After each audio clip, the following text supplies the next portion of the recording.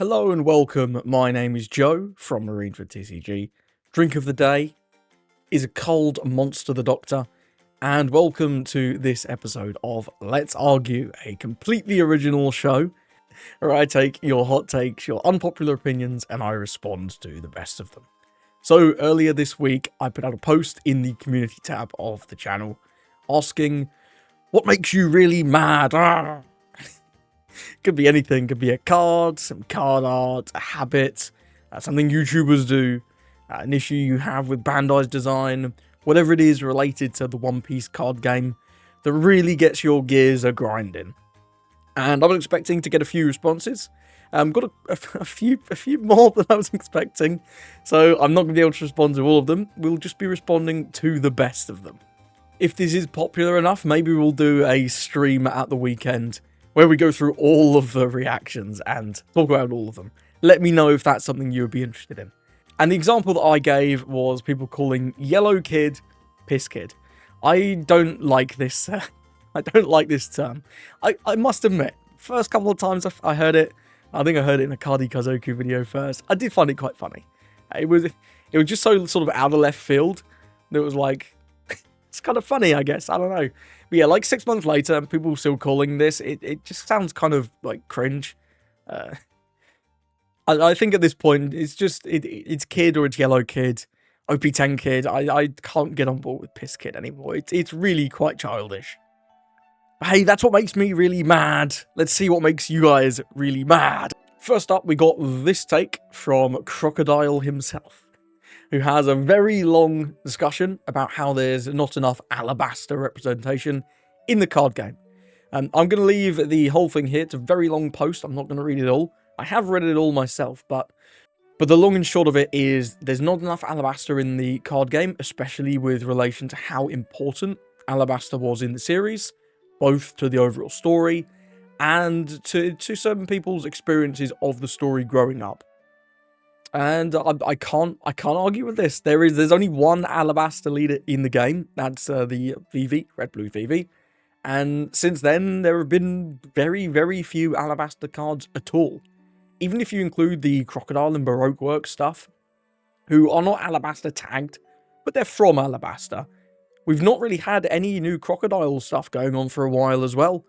The only real relevant Baroque Works type character is Mr. 2. And he's not seen playing very many Baroque Works type decks. So yeah, it kind of would be cool to get some more Alabasta representation in the game. Whether that's a new VV leader, or a Cobra leader, or even just a new Crocodile. He does also go into a bit of depth about how he thinks there's a bit of Alabasta erasure going on. And that might be a little bit of a too tinfoil hat theory for me. But Crocodile himself does raise some good points. So if you're a big Alabasta fan, hopefully we'll see some new Alabasta leaders in the game soon. Next up, and here's the take from Lord Alistair, and we did have a lot of people saying somewhat similar things. He says, 9-cost Sanji into Big Mum, 4 turns in a row, with Gum Gum Giant in hand every single turn. And yeah, Blue Purple Luffy was quite a popular opinion on what makes you really mad. And I do kind of get it. This deck really has warped this meta around it, both in set 11 and looking to the east in set 12. So Blue Purple Luffy, especially with the Sanji into Big Mum and all the Gum Gum Giants in the world, man, it's a tough deck to beat. However, hopefully with those bans just around the corner, surely something's got to get hit in Blue Purple, right? Imagine if we got another ban list like the last one where they just banned a bunch of cards that weren't that good anymore. That would be quite amusing. But no, I do expect that your grievances, Lord Alistair, will be answered with that ban list update coming in August, thankfully. Next up, we got this take from Extreme 189. I guess the first 188 were taken. And he actually had 4 opinions, so kind of cheating the game, but you've got a lot of likes, so I guess it's worked. Firstly, the way players keep shuffling their hands during a match, and there were a few other people that mentioned this as well. I'm guessing this is referring to people that do like this constantly during their opponent's turn. Throwing cards everywhere. And yeah, it can be pretty off-putting if you're sitting there trying to work out your turn. Your opponent's mashing the fuck out of their cards in People do it as like a bit of a fidget thing, right? But I do agree. Some people, it can get a bit crazy. And I'm a judge in Pokemon, so I get a lot of time to observe players when they're playing. And I know personally a few players that are really, really bad for this. Like, they'll just constantly be mashing the hell out of their cards. And their cards end up just getting bent. It is kind of crazy. I'm not sure it really makes me mad, but I do understand how it could. Enel, and I'm assuming this is relating to the leader Enel and not just him as a dude, because I think Enel's character is really cool. But yeah, it's no it's no secret that the leader Enel was not the most popular. Personally, I got more tilted by Katakuri back in the day when Enel and Kata were like the two big decks, in yellow at least. But yeah, Enel with like the beige triggers and the 0 costs, it was kind of tilting. There were a few other people that were enraged by Enel. I can't argue with this one too much. Next up, how the alt art character smoker from OP11 looks better and should have been the art for the alt leader. I agree it looks better. I don't think it would have been a great leader alt. I don't know. I can't really explain why, but it just doesn't look like a leader card. It looks like an alt art character, and it's a really nice artwork. I love this one. I really like how it mashes together with the Tashigi, but it doesn't look like a leader to me. It doesn't. And in all honesty, I don't think the alt leader looks that great. Yeah, it's a shame the alt leaders from OP10 really weren't all that. And finally, Extreme's final take that he's got away with is Bandai having low cuts for events. And there were a few people that mentioned things like this, and I completely agree with this one. I don't understand why some of the event caps are later. Like I say, I've been on the other side, and a lot of these TOs I'm not familiar with. So they're going to be getting used to running these events, and you can't immediately jump to like these mega enormous giga events. You've got to start small and work your way up. So if it's coming from the TOs who aren't comfortable with running 2,000 player events, I get it. If it is coming from Bandai though, that would be a little bit of a shame to hear. Because in both EU and NA, I don't know about other markets, but these events sell out pretty damn quick. Mostly within like a couple hours. There are a few that last a bit longer. The one that I'm going to in a few weeks, actually, the Manchester one, I bought my ticket like a week later. So that one clearly wasn't that popular. But yeah, some events do sell out like they're gone just immediately. It's crazy. Next up, we got this take from Luke Wiegand 7368. Veteran players that expect you to know what every card does. So when they play a card, they say the name of the card, don't say what it does, and just do it silently. It's not good for locals or newer players. Now this one, I kind of agree and I kind of disagree. So it's absolutely true, it's not good for locals and newer players. However, if you're a more experienced player and your opponent just like reads the effect of every single one of their cards, it can get a little annoying from the other way. Because it feels like they think you don't know what the cards do. And if you're someone who's been playing the game for like a year, 2 years, you're playing it all the time, that can be a little annoying in the other direction. So I think it's a balance. Generally when I play, if I don't know the player, I'll just start playing the cards. And then if they sort of make it known to me that they're a bit newer, or they don't know what all the cards do, if they ask to start reading my cards, then I'll start explaining what the cards do when I'm playing them. But at a baseline, I don't agree that you should just read the effects of all of your cards constantly, because that can be quite tilting to more experienced players who think that you're treating them like someone who doesn't know what the cards do. But absolutely for newer players, you've got to be more accommodating. If someone needs to read your cards, let them, or explain them yourself. Now, notice that we had this take from Nen Soy Milk, and he says that he thinks Teach is a poorly designed leader and leads to very unfun and uninteresting games. And again, on this one, I sort of agree and I sort of disagree. So I don't think Teach is a poorly designed leader. I think the leader exists as like a check. If the format's getting too insane with the on-plays and too combo heavy, Teach sort of exists as an answer to that. You can slow your opponent down, and then that can enable other decks like Rush decks to then be getting to Teach, and you can get a bit of a meta shift into sort of a bit more of a triangle. I think where they've gone a bit wrong, in my opinion, with Teach, is with quite how many of his cards go like neutral. When Teach came out in set 9, you had a couple guys that drew a card. You had like the Doc Q and the Van Augur, who on KO you could get a card back. But generally, most of your cards, you were going -1, and then that stacking with your leader effect meant that your hand was depleting through the game. So you were running out of resources, and there was sort of a bit of a race, right? Even decks that relied on plays could sometimes beat Teach, because he would just run out of resources. Now, with the 5-cost Kuzan just drawing a card constantly, the new 6-cost Kuzan that blocks a hit for free, and then summons the 5-cost Kuzan, which draws a card, so that goes hand neutral, whilst blocking a hit. The new 7-cost Teach, which is extremely obnoxious when it's on KO to just grab anything back. There's barely any cards in the Teach deck that don't draw a card when they get knocked out. And because it's so hard to interact with their stuff, between Jesus Burgess not being KOable and you not having on plays, it's really hard to interact with any of the Teach's stuff that he doesn't want you to interact with. And the only stuff he wants you to interact with is the stuff that gets him value when it goes down. So I think they've gone a little bit far with the amount of card draw that he has access to. And it makes the matchup that he's good into almost unwinnable for the opponent. He does still have his weaknesses, don't get me wrong. And Rush is still pretty good into Teach. And blue removal with the events like Raging Tiger is still pretty good. But yeah, I don't think the leader is poorly designed. I think particularly the 5-cost Kuzan, for me, is pretty poorly designed. I don't like that card at all. But yeah, it absolutely leads to unfun, boring games now. Especially if you're playing a deck that just loses to Teach. Whereas before you could have a bit of a race. Now you're just kind of shit out of luck. Next up, we got this interesting take from James Miller 69. Nice. He said he's newer to TCGs, but it baffles him how Bandai prioritizes lore accuracy over balancing the game when they design leaders and cards. He gave the example of Rosinante not being Supernova, but obviously being based around lore, and then it means that the 7-cost lore from set 10 cannot give Rosie a Don. He does give another couple of examples, one about Roger being the strongest character in the game at 13,000 power, and another one about Gum Gum Giant. So I've not watched the whole show yet, I'm up to Whole Cake Island, but I can't lie, I disagree with this one. I really like the bits of lore they throw into it.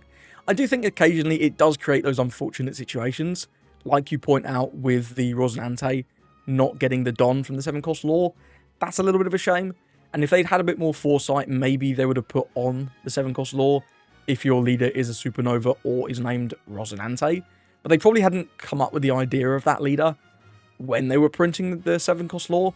So it is what it is. But I do agree that's a little bit of a shame. But I think generally the bits of lore in this game are so like really cool for the flavor.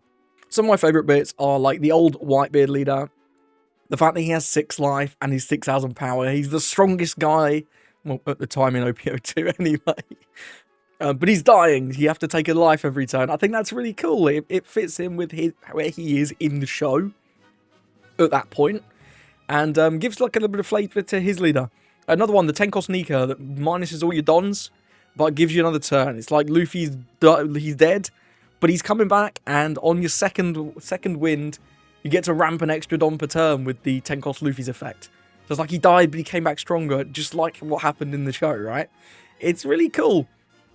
Another one that I really like is the only 10-12s we have are Yonkos and former Yonkos. You've got Big Mum, you got Whitebeard, you got Luffy, you got Shanks, you got Buggy, you got Blackbeard, you got all the Yonkos. But yet the only 10-12s we have are Yonkos. You have 10-11s like Law and Beppo. They're strong, but they're not 10-12. And I don't know, I think that's kind of cool. I do like that they seem to show a lot of love for the source material when making these cards. And whilst I agree that it creates some unfortunate situations here and there, I think broadly speaking, it really adds to the game. So with this one, I disagree. Next up, we got this take from Hanaron, who says that their main issue with the game is the lack of a best-of-3 format with a side deck that you can swap during each round. It make the game longer, but will allow for more skill expression in deck building and can revitalise lost decks. So on the topic of side decking, I've never played a game that has a side deck. I come from Pokemon. That game is best of 3, so we'll talk about that in a moment. But that game definitely does not have a side deck. Side decking in Pokemon would be horrific because of the prevalence of direct counters that they print. Like, you think some of the counters in One Piece are crazy. Pokemon print cards that say if your opponent is playing this card, destroy it. It's like Toxic. Shout out Drapion V. And that one Mighty, if you're a Pokemon player, you'll get it. RIP Movie Max. Wasn't enough to kill him though, so hey, here we are. But yeah, if you could side deck in cards like that in Pokemon, that would be horrific. I think in One Piece, I was thinking about this last night, and there's not that many direct counters. Except in Blue. Blue being able to side deck like Gion, Red Rock, Raging Tiger, and Pudding, and being able to tech those in for the matchup would be kind of obnoxious for Blue. And I mean, right now with the best deck in the game being Blue, I'm not sure we want that. But in a meta where Blue was bad, I mean, that could buff Blue a bit. But yeah, outside of Blue, I don't think as many decks would gain as much from being able to side deck. And I think even if they did, say there was like 3 really good tech cards in every color, I don't think that would help revitalize bad decks. I actually think that would just make the good decks better. So let's take Blue for an example, right? Because it's the closest we've got at the minute, in my opinion. Blue Purple Luffy's currently got room for like 2 to 4 in any combination of your events, Red Rock and Raging Tiger. Now, if they could side deck in another 2 copies of Red Rock, say, and then they were into a matchup where they really need loads of Red Rocks, and they could just put all 4 in, that's not going to make, like, Blue Crocodile better, because he can side deck in a load of Red Rocks. It's just going to make Blue Purple Luffy better, because his base kit is stronger, and then he also gets to play these techs. So, I don't know, maybe this is just my lack of experience having not played a game with a sideboard, but that doesn't seem to add up to me. I feel like that would just make the better decks better. In terms of best of 3, definitely increases the skill expression, 100%. However, being on both the player and staff side, especially of bigger events like regionals, man, I kind of love best of 1. I kind of love best of 1. Like when I went to Utrecht, One Piece, and played, was it like a 12-round tournament? And we were done by like 6 o'clock. Man, it was crazy. It was brilliant. I could get out, go and eat some dinner, and get to bed at a normal time. It was brilliant. And yes, it does reduce the skill of the game, at least somewhat, because you have more variance. And the fact that the dice roll, especially in some matchups, really matters, does kind of suck a little bit. But for me, how much more time you get, I think I like best of 1 personally. I've been to Pokemon regionals where it's like 9 rounds best of 3. And my god, you're there till like 10 PM. And I don't want to be playing a card game till 10 PM. And I don't want to be judging a card game till 10 PM. I do it because, you know, it's fine. But yeah, I personally am a big best of 1 enjoyer, especially in One Piece where, yes, the dice matters, but it's not like you often brick and just lose because you don't have anything to play. And if your deck is designed in such a way that not drawing one specific card on, say, your Fordon turn means that you instantly lose the game, I mean, that's kind of a flaw with your deck building, and it makes those decks that are really high roll reliant less powerful, which I think is also probably a good thing. So on this one, Hannah, no, I'm afraid I disagree. I'm a big best of 1 enjoyer. However, a side deck would be interesting. I don't know how it would end up, though. Next up, we had this take from Austin Watunski, who said it makes him mad how we keep getting Luffy leaders when there are so many other Straw Hats that deserve more love. And I completely agree. Like he mentioned in his post, Frankie and Brook. Where are the Frankie and Brook leaders, Bandai? Where are they at? We've got 1 Gorillion Luffy's. We've got quite a few Zoros now, quite a few Sanjis. Not even 1 Brook. Give me 1 Brook, please. 1 Brook. 1 Frankie. I'm personally a big Frankie fan. I really like Frankie. He's a really cool guy. He's probably my favourite Straw Hat. Luffy's up there. But, you know, I'm a big Frankie guy. He's kind of cool. And I'd love to see a Frankie leader. You could do some interesting things with him, like making robots. Maybe he could make some tokens. I don't know. That's a new thing you could introduce to the game. Frankie's known for always making things. So, yeah, you know, maybe that's something like that. Or maybe his leader could transform like he does with all the forms, like the General Frankie, the Boat Frankie, all the different Frankie forms he's got. That could be kind of neat. And yeah, even outside of the Straw Hats, there's so many leaders that don't have leaders, or only have like 1 really old leader. Like we talked about earlier with Vivi. Some other good examples, I'd love to see another Enel leader. He was a really cool guy, and we've only really got that 1 leader that a lot of people really don't enjoy the playstyle of. So another Enel leader could be pretty cool. And I'm sure as we get deeper into the story, we'll get more leaders of characters like Shanks that weren't very relevant at the start of the show, other than, of course, the very, very beginning. But now that he's becoming a bit more relevant to the story, I'm sure we'll get more like Shanks, more Buggy, maybe even another Blackbeard leader. Would be pretty cool. But yeah, I completely agree. I would love a break from the Luffys. There are so many goddamn Luffys. It's crazy. Next up, we had some contrasting opinions on leader locking. We had this take from Ambanda P3X, where they talked about how they think there's too much leader locking. And then we had this take from Sol1170, who says they think there should be more leader locking. So this is clearly quite a controversial opinion. Leader locking, it's true, it does sort of lower player expression, because you have less sort of options on what cards to include in certain decks. However, I think it lets Bandai be a bit more creative with their cards. Like, do we really want to give every purple leader access to Okama Way? I don't think so, but it did create an interesting buff for Purple Yellow Croc. It didn't really save him, but that card is nuts.